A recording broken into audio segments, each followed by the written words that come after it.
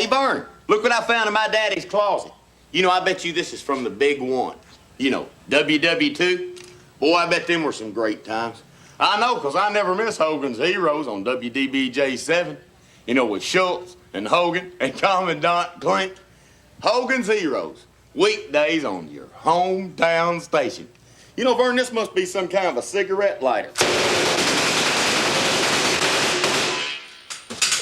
I know nothing. I see nothing. Yeah, that's right. Going to bring up that narrative again. Going to keep it rolling. I know that that's sort of like a little bit of, this news has been out for a little bit about Alec Baldwin, but yeah, definitely it just bothers me to the core that a man like that can go around and not tell anybody that he has any remorse, or, well, I guess he claims he has remorse, but he says he doesn't have any responsibility, and that it was not his fault that that cinematographer was shot, even though he was the one holding the firearm and he was the one that shot the firearm and was aiming the firearm at her. It wasn't his fault though. So, the reason why I'm doing this is because of the fact that it's not going to go away. He's not going to sit there and just let this stuff just slide on. He did that stupid press conference to think that we'd like be okay with that and everybody be cool, and you know, Alec Baldwin's an all right guy and all. For one thing, he looks like a dirty old Santa Claus, and another thing is it's another sign of how the elites feel like they have a rules for thee and not for rules for us and not for them. I'll just say it like that. So I know that it bothers me also because of the fact that you've got people in mainstream media and in television who are well-known racists, like Nick Carter from The Masked Singer.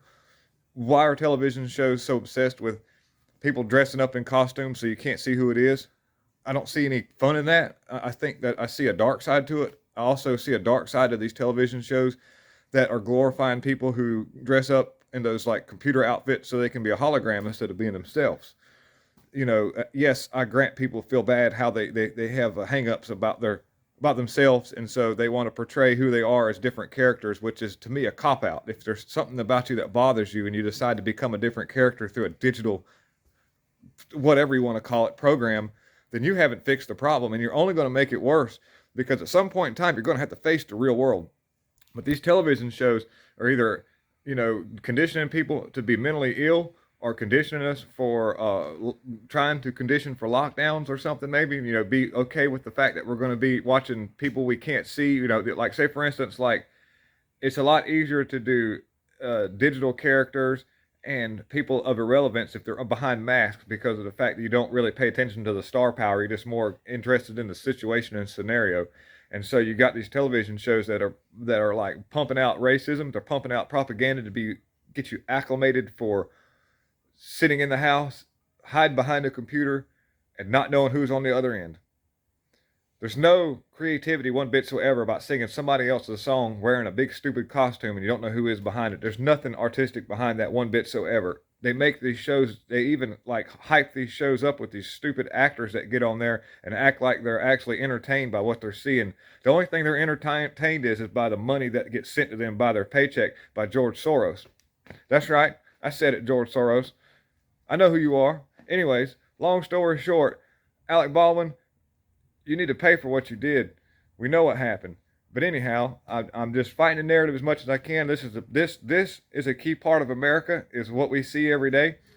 And if I'm going to know that these people are out there trying to shove it in my face, then I'm going to shove it right back. So anyways, keep your eye on Alec Baldwin. Don't feed into this Hollywood crap. Don't feed into food programs that bring food to your house unless you're absolutely positively needing it. Don't get complacent and start having them bring you Hungry Root food and all these stupid mail order foods, because you're going to knock grocery stores out of business, and you're going to lose the freedom of going to the grocery store and getting food whenever you want for however much you want. They're going to portion it out and bring it to you, and this is all you'll be able to get, because grocery stores will become non-existent and or interfaceable through just common people. You'll have to go through an order app, and you'll have to deal with people to bring your food out, because they're not set up for people to go in and buy food, because you spent so much time sitting at home having food brought to you because it was an inconvenience. Remember, freedoms are small little things every day, and we lose more and more of it every day. People feed into that thinking that it's the right thing to do. So while you sit there and see Hungry Root and all these food services wanting to bring you food, DoorDash and all that, just think about the fact that you're going to put stores out of business. You're going to be at the mercy of those people. And I guarantee those companies probably aren't exactly what you want to call on our side. So anyways, I really appreciate all you people just getting these videos out, and I'm trying my best to educate people into the fact that we are winning big time. We are winning. We are winning. Oh my gosh, we're winning. So don't you think for 1 second we're not. But we don't need to stop. We don't need to back down. We do not need to let these people take over. We do not let these people think that we're backing down, because then they will double down.